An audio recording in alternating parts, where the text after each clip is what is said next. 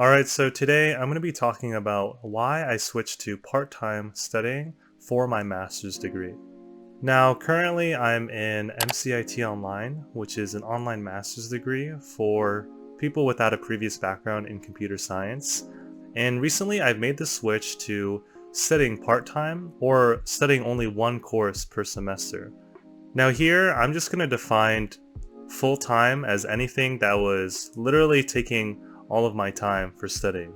So that includes if it took me 40 hours a week, or if I actually took a full course load, such as 3 courses, and etc. Now, especially since I was new to computer science, and especially taking a graduate degree, at the beginning I took 2 classes at a time.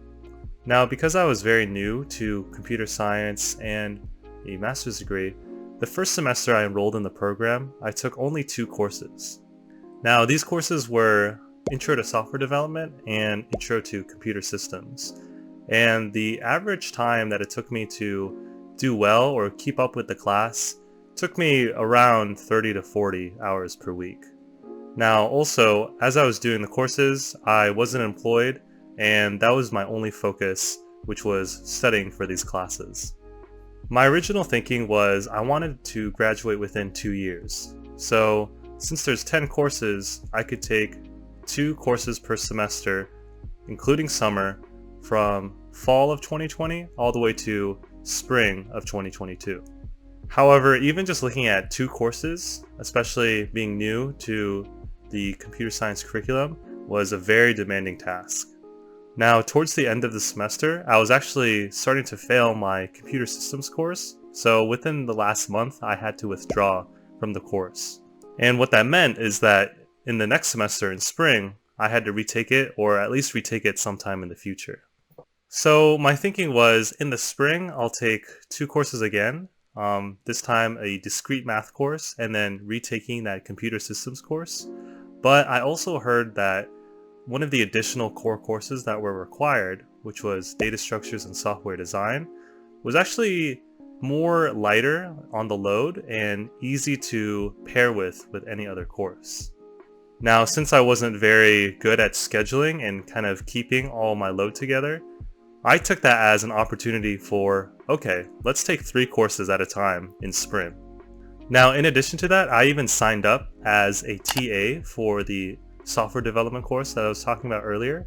So that was a total of 4 obligations in the spring semester: discrete math, computer systems, and data structures and software design, as well as that teaching assistantship. So expectedly, that next semester was more than full-time, with just focusing on courses and teaching at that time.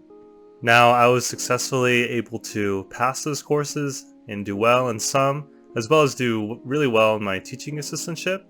But at the end of the semester, I realized that that was very overwhelming, and it was very hard to really learn stuff long term.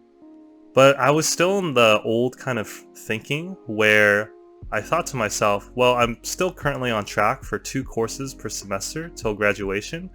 So I decided to take 2 courses during the summer.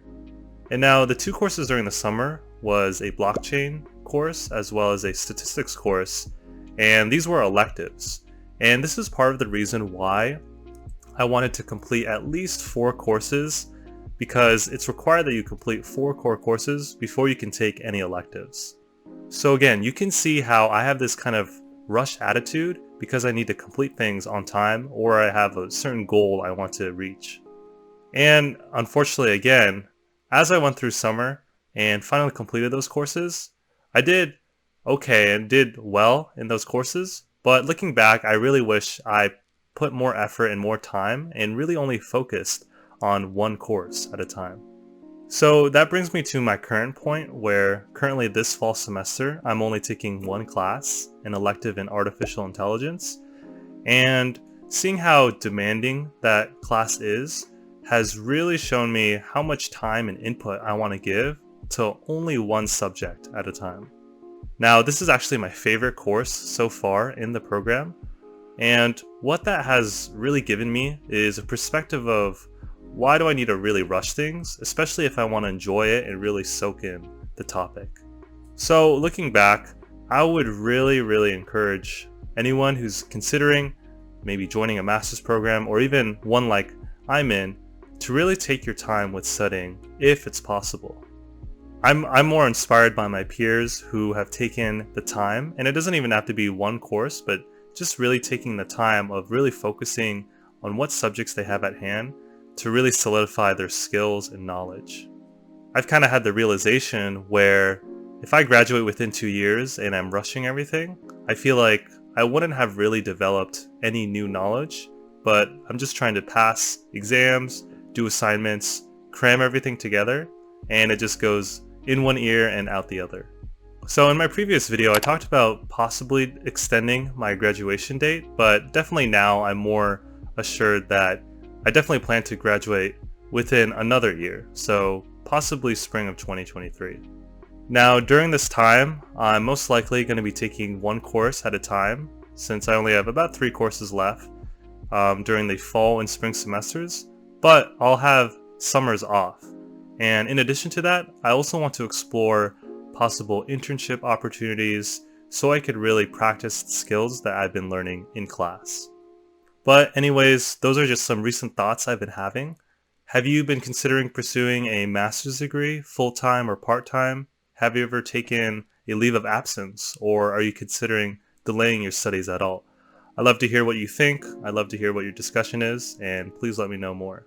Now, if you're new to this channel, my name is Cedric. I'm currently a master's student in computer science, and on this channel I talk about my student life and career trajectory. So if any of that interests you, please consider checking out more videos, or please consider subscribing. Thanks for watching.